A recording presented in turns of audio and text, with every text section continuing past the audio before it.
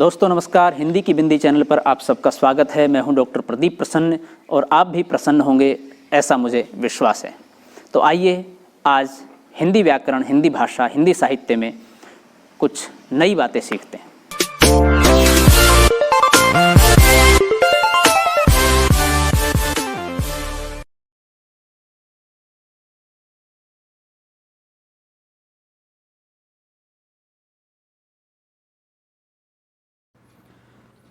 विद्यार्थियों, आज की वीडियो हम बना रहे हैं कक्षा 12 की हिंदी की पाठ्यपुस्तक सुमरिन के मन के पाठ पर आधारित प्रश्नों के उत्तरों को लेकर के। इस पाठ पर आधारित प्रश्नों के उत्तर की पहले वीडियो हम बना चुके हैं, जिसमें कुछ प्रश्न शेष रह गए हैं, तो हम इस वीडियो में बना रहे हैं। वीडियो स्टार्ट करने से पहले आप सबसे रिक्वेस्ट है, यदि आपने हिंदी की बिंदी चैनल को अभी तक भी सब्सक्राइब नहीं किया है तो उसे सब्सक्राइब ज़रूर करें, बेल आइकन को ज़रूर दबाएं ताकि कोई वीडियो आप मिस ना कर पाएँ। आइए तो शुरू करते हैं आज की वीडियो। बालक की स्वाभाविक प्रवृत्तियाँ के विकास में रटना बाधक है। कक्षा में संवाद कीजिए।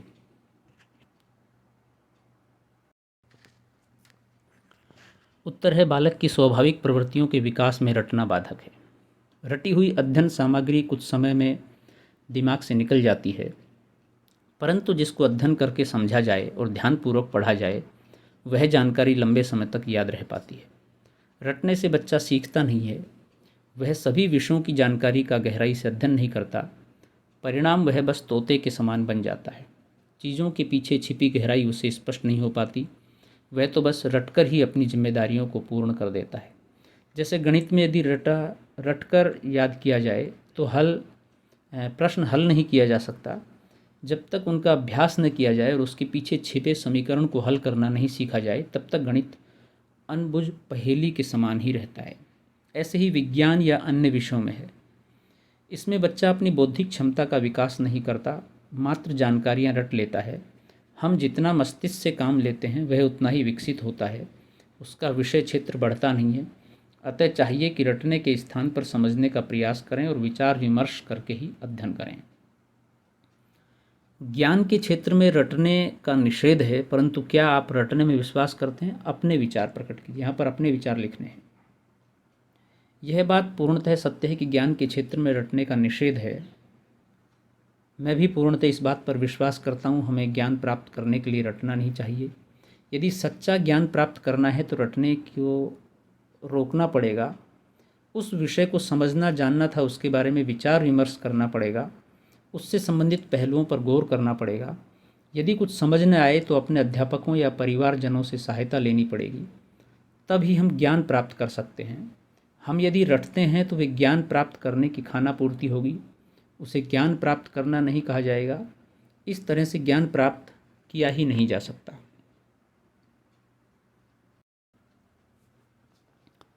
अगला प्रश्न है, कक्षा में धर्म संसद का आयोजन कीजिए। ये विद्यालय स्तर पर बच्चे स्वयं कर सकते हैं। उसमें फिर क्या क्या बच्चे बोलते हैं अपने अनुसार अलग अलग तरह से, तो ये एक अभ्यास का प्रश्न है, सिर्फ करके देखने से। धर्म संबंधी अपनी मान्यताएं लिखिए एक निबंध के रूप में। आप अपनी लिख सकते हैं, लेकिन मैं आपको बता देता हूँ ताकि आप सरल तरीके से चीज़ों को समझ जाएँ और इसके अकॉर्डिंग आप समझ के फिर अपने आप लिख सकें। धर्म शब्द को लेकर लोगों में रूढ़िवादिता का रुख प्राय देखने को मिलता है। लोग धर्म के प्रति कट्टर होते हैं। उनमें धर्म के विषय में कोई मजाक भी कर लेते हैं तो मरने मारने पर उतारू हो जाते हैं। परंतु इसके विपरीत हकीकत कुछ और ही है। उनसे यदि पूछा जाए कि धर्म की परिभाषा क्या है तो बगले झांकने लगते हैं। आज धर्म की सीमा पूजा पाठ, नमाज, व्रत, रोजे, हज था तीर्थ यात्रा तक सिमट कर रह गई है। लोगों को वही धर्म नज़र आता है, उसे ही सब मानकर वे दूसरे लोगों के विरोधी हो जाते हैं और सांप्रदायिकता, अलगाव तथा धार्मिक भेदभाव को जन्म दे देते हैं। एक शिशु को बड़े होने तक हर तरह के संस्कार सिखाए जाते हैं।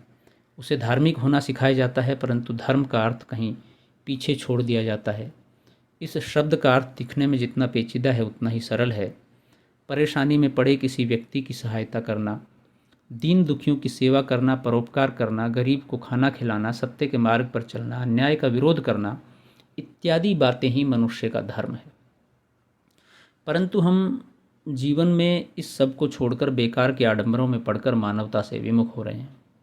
मेरा मानना है, जो मनुष्य किसी असहाय को सिर्फ इसलिए छोड़कर आगे बढ़ जाता है कि यह मेरा काम नहीं है, मैं किसी मुसीबत में फंसना नहीं चाहता, या मेरे पास समय नहीं है, वही मनुष्य अधर्मी कहलाने योग्य है। हम 10 हट्टे कट्टे लोगों को धर्म के नाम पर या दान के नाम पर कपड़े या भोजन बांटते हैं और एक मुसीबत में पड़े व्यक्ति को छोड़कर निकल जाते हैं, तो ये धर्म नहीं है, ये अन्याय है और यही अधर्म है। मैंने सदैव ही धर्म के विषय में समझने का प्रयास किया और पाया कि असहायों की मदद करने में जो सच्चा सुख है वह पूजा पाठ, यात्रा तथा दान करने में नहीं है। महाभारत का युद्ध भी धर्म और अधर्म का युद्ध था। कौरवों ने जो किया न्याय संगत नहीं था। पांडवों का राज्य हड़प लेना और उन्हें अपमानित तथा मारने का प्रयास करना भी अधर्म ही था। यही कारण था कि श्री कृष्ण ने पांडवों का साथ दिया। उन्होंने धर्म की रक्षा की, परंतु इसे किसी संप्रदाय से जोड़ना अनुचित है। अगला प्रश्न है, धर्म का रहस्य जानना सिर्फ धर्माचार्यों का काम नहीं है। कोई भी व्यक्ति अपने स्तर पर उस रहस्य को जानने की कोशिश कर सकता है। अपनी राय दे, टिप्पणी कीजिए। उत्तर है, धर्म का रहस्य जानना सिर्फ धर्माचार्यों का काम नहीं है।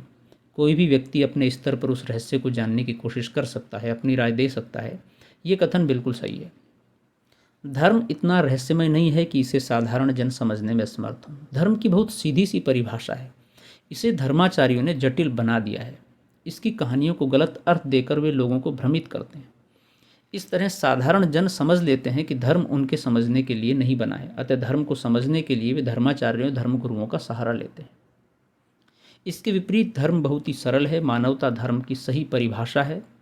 मनुष्य का कार्य है कि वे प्रत्येक जीव जंतु, सभी प्राणियों के लिए दया भाव रखे, किसी को अपने स्वार्थ के लिए दुखी न करें। यही धर्म है। महाभारत में इसकी बहुत ही सरल व्याख्या मिलती है। कृष्ण ने दुर्योधन को अधर्मी कहा और पांडवों को धर्म का रक्षक कहा।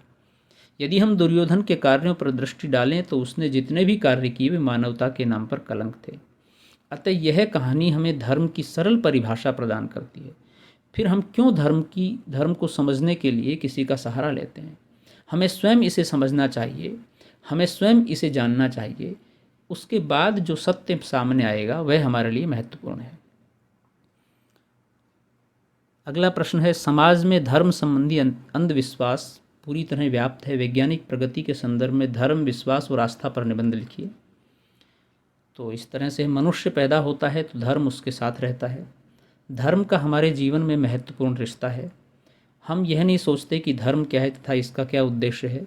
इन प्रश्नों को जानने का प्रयास ही नहीं करते। जानने का हमने धर्म से संबंधित ऐसे अंधविश्वास पाल लिए हैं मन में कि जो हमें उससे आगे सोचने ही नहीं देते हैं। समय बदल रहा है, हमारे पास वैज्ञानिक दृष्टिकोण आ गया है, लेकिन इस दृष्टिकोण को लोग त्याग देते हैं। उनके लिए विज्ञान और धर्म दो अलग अलग राहें हैं। इन्हें आपस में जोड़ देना उचित नहीं है। इसे प्रकृति से जुड़ी कोई घटना नहीं मानते हैं। बस धर्म में यदि चंद्र ग्रहण तथा सूर्य ग्रहण को लेकर कोई व्याख्या कर दी गई है तो वही सत्य है। वैज्ञानिक दृष्टिकोण को हम किनारा कर देते हैं। धर्म का संबंध हम ईश्वर से तथा उसके पूजने के तरीकों तक सीमित कर देते हैं। इसके अतिरिक्त हम मनुष्य तक को इस आधार पर विभाजित कर देते हैं। यही कारण है कि आज मनुष्य हिंदू, मुस्लिम, सिख, बौद्ध इत्यादि धर्मों में विभाजित हो गया है। यह वह अंधविश्वास है जो मनुष्य सदियों से पालता आया है और आगे भी इस विश्वास को कायम रखेगा शायद।